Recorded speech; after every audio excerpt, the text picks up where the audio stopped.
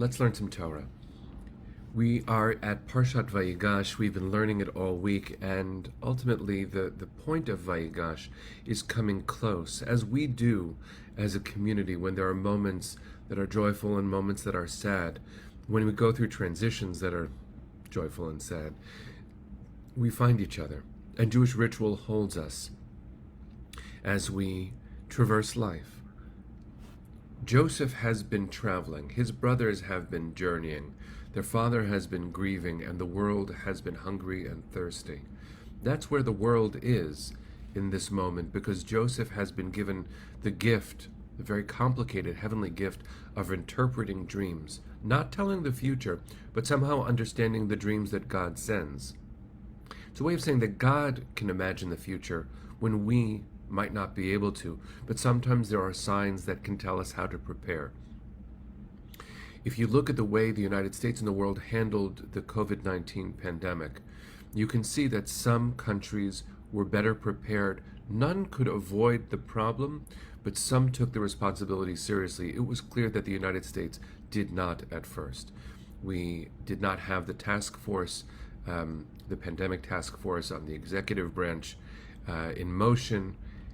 We managed to catch up in a way that allowed for the development of vaccines that have saved countless lives, but we also lost countless lives, and we are not alone in the world. We couldn't tell the future, but there are signs that scientists and epidemiologists have seen over time to warn us. The question is, what do we do with the scant knowledge that we have as we face the future? The reason why I open with this framing, first of all, is to remind us that we need to take the time to heal and to process what we've been through. And the theology behind future casting finds a real root and core in this parsha. When Joseph's brothers, because there's a famine, go down to Egypt, first once, and then he sends them back to bring back Benjamin at great personal cost to their father for his emotional and mental welfare, having already lost one of his sons, Joseph. When they return to Egypt to get food, Joseph puts them through an excruciating test.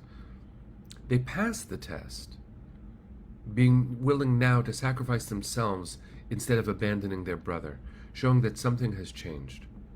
When he then can't hold his own identity and emotions back, he reveals himself to them, and he says, Ani Yosef, ha'od avi chai. I am Joseph. Is my father still alive? Nivhalu. They are simply undone. They are in chaos on the inside. And then comes a moment that is complicated. The whole thing is obviously very complicated. Then Joseph, seeing how scared they are, that they can't even answer his questions because they're so overcome, so overwhelmed, he says, and I'll read the Hebrew and then the English. It's very important for us to take this seriously and then to deal with it.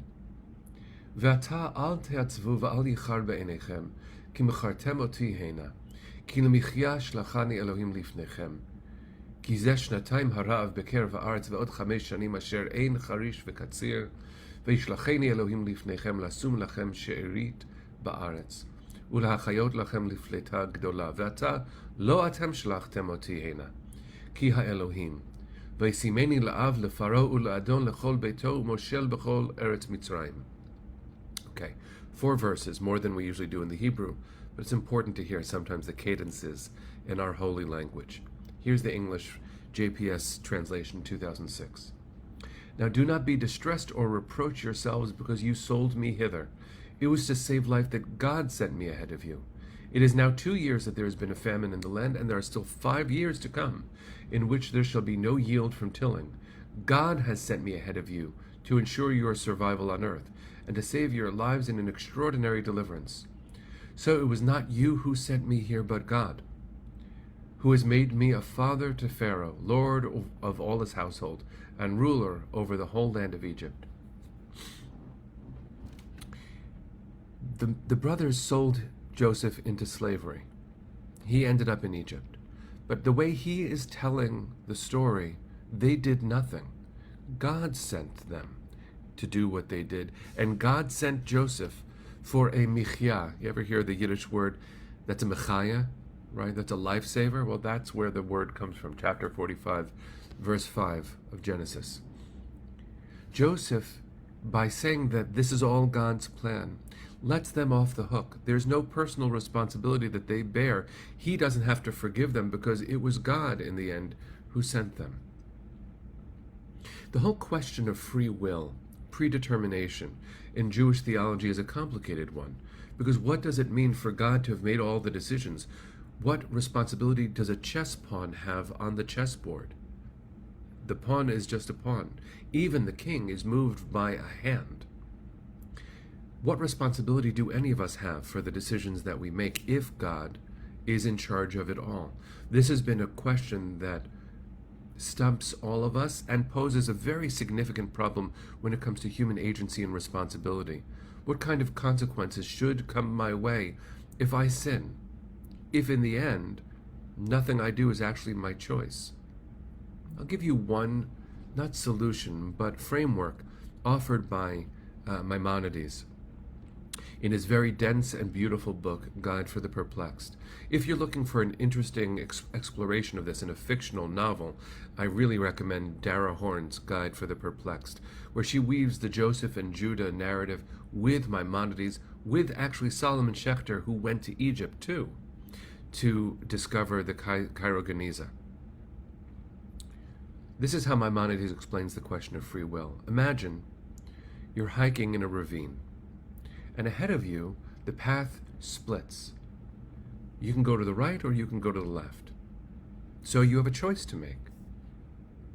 Now, imagine there's someone else standing at the top of the cliff watching you. You don't know that they're there, but they can see you, and they can see the split ahead of you, and they can see what you cannot, which is, if you go to the right, there's a boulder there that will stop you.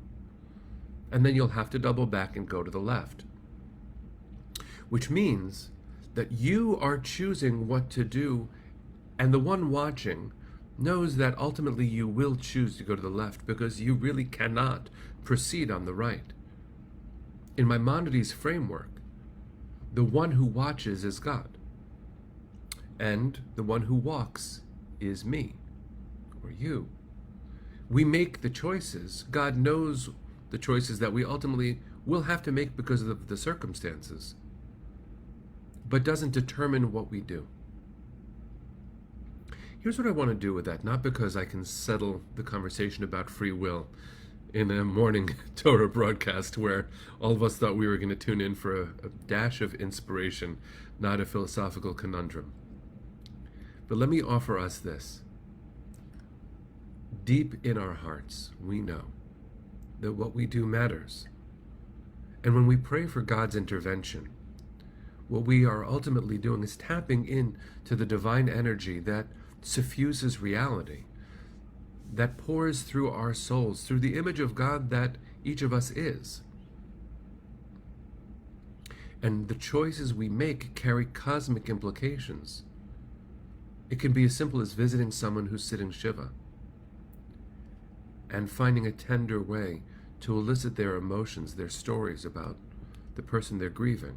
It can be as simple as holding the door for someone who's holding their own baggage. It could be as complicated as developing a vaccine or deciding that public health is a priority worth planning for. There are any number of ways this all spells out. And yes, I do believe that God is present in the world. Sometimes, my father's here in the broadcast, so I'll share out loud with all of you what I shared with him at a difficult moment in my life.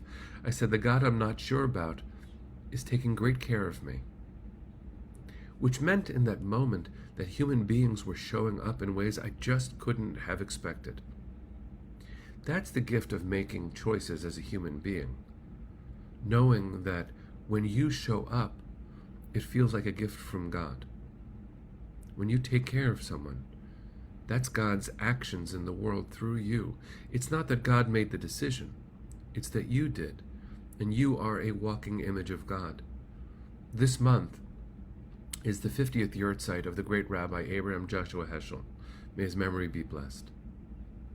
And he once taught that the reason we're not allowed to create an image of God is not because you can't, it's because you don't need to, and because there already is one, you. To walk as images of God means, as Heschel said, to carry a fraction of God's infinite power at your disposal. So I think the question I'm asking us, and myself, is, what are you going to do with the gift of your life and the gift of free will that you have every right and all the power in the world to exert? You make choices. And where you go, God sees. Maybe God even animates the best of us. The best that we do is infused with God's power. And when we do those actions in aggregate, all of them together, who knows how many lives we'll save. It's not that we know what the future holds, but sometimes planning is also an act of God. May we make good choices, friends, knowing that sometimes we'll go right and we'll have to double back and go left. But let's honor the choices we make and invite God into them too.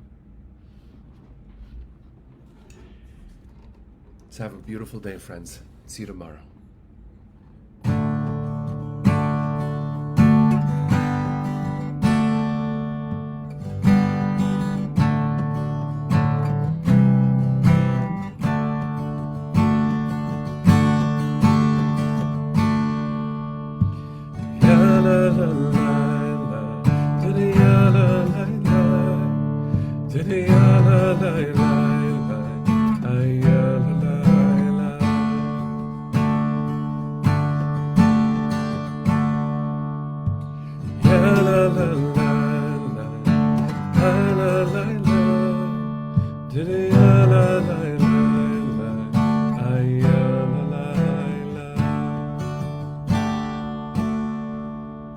Bless you, friends.